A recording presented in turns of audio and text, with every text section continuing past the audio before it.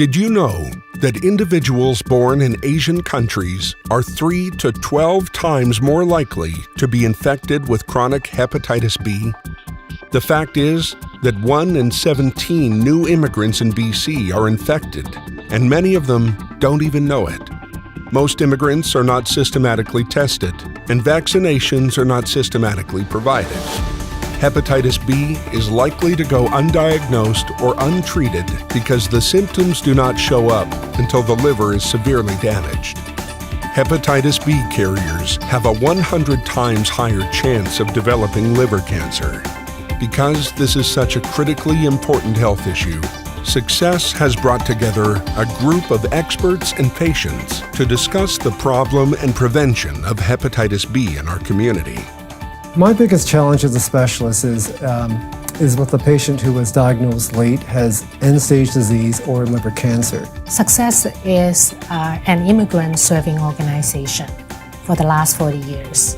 And we also have noticed there's a high prevalence of among the immigrant population has hepatitis B or carriers of hepatitis B.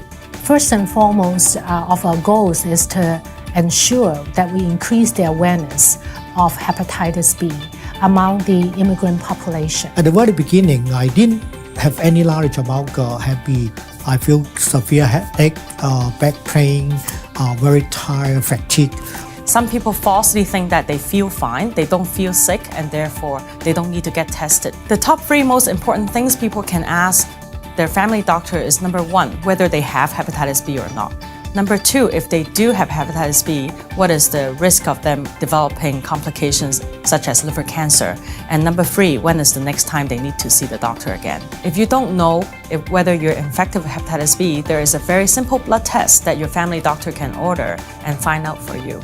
Next is imaging. Ultrasounds looking for liver tumors. That doesn't hurt at all, and that's very important. Somebody who's not very ill can be seen every 3 to 6 months, or maybe even once a year. But somebody who's more sick or for whom there's concern, every few weeks to once a month might be appropriate.